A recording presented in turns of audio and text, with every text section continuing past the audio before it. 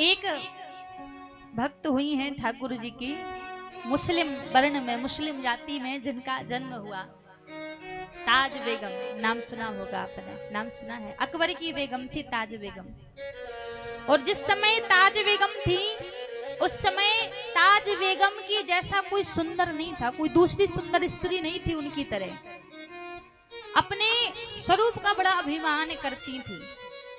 ताज बेगम की जो दासी थी, जो सेविका थी, वो प्रभु के स्वभाव से परिचित थी, भगवान की वो भक्त थी।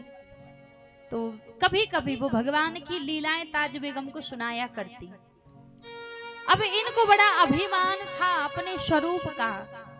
तो एक दिन दासी ने कह दिया, महारानी आप किस बात का अभिमान करती हो, आपसे भी सुंदर कोई है? ताज बेगम ने कहा, मुझसे सुंदर कौन है?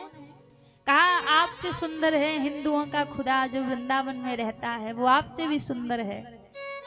अब तो मन में बात इनके बैठ गई, एक बार तो जरूर देखना है, आखिर वो है कैसे, एक बार जरूर देखना है। एक बार का समय था, आगरा से दिल्ली के लिए हज की यात्रा जा रही थी।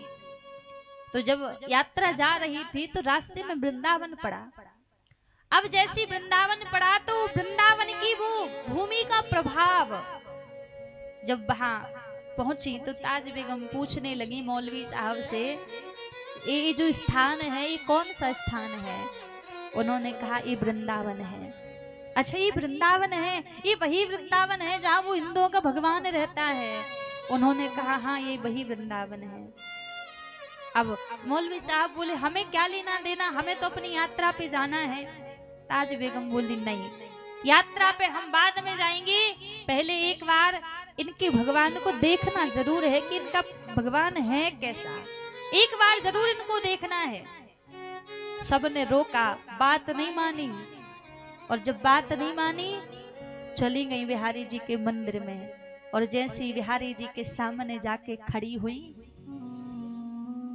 मुसलमानी भेष था बिहारी जी का। बिहारी जी को देखकर महाराज सुध बुध भूल गई, रुदन करने लगी बिहारी जी के सामने खड़े होकर। और जैसी बिहारी जी को देखा, ये स्थिति मौलवी साहब ने देखी तो वो कहने लगे कि अब देख लिया इनको, अब चलो हमें अपनी हज की यात्रा पे चलना है। ताज बेगम बोली, आप जाइए यात्रा पे, अब मैं नहीं जाऊंगी, मेरी यात्रा तो हो गई, अब मैं नहीं जाऊंगी। मुसलमानी वेश था तो बाहर कर दिया, उनको ज्यादा देर खड़े नहीं रहने दिया।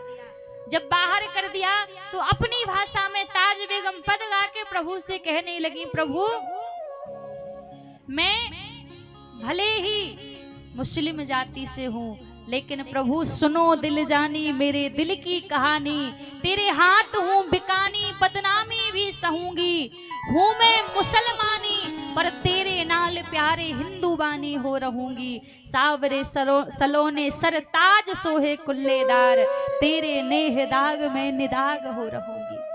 अब आज से मैं आप की होकर रहूंगी, अब मुझे मतलब नहीं है। लेकिन मंदिर से बाहर निकाल दिया। अब प्रभु से कह रही हैं, प्रभु मंदिर से जरूर आपने बाहर निकाल दिया, लेकिन आपकी जो छवि इस हृदय में बसी है ना, वो छवि अब कभी बाहर नहीं निकलेगी।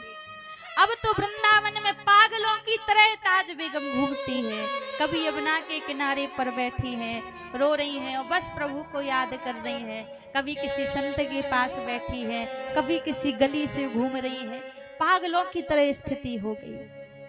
तो ये तो एक बार देख देते हैं, इनका देखने में कुछ नहीं जाता, लेकिन महाराज जिसकी ओर नजर डालते हैं ना, उसका सर्वस्व बदल जाता है।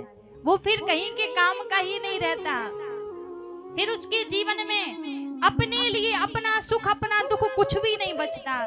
फिर एक ही कार उसके जीवन में बचता है कि कैसे भी करके मैं अपने प्रभु को प्रसन्न करूं, कैसे भी करके प्रभु को प्रसन्न करूं।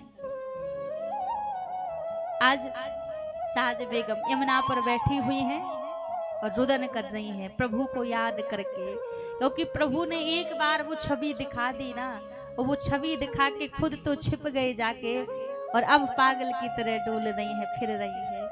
और जिसके जीवन में प्रभु वो दिव्य छवि दिखा देना, वो एक बार जो उनकी नजरों से नजरें मिला ले, फिर वो महाराज किसी के योग्य नहीं बचता।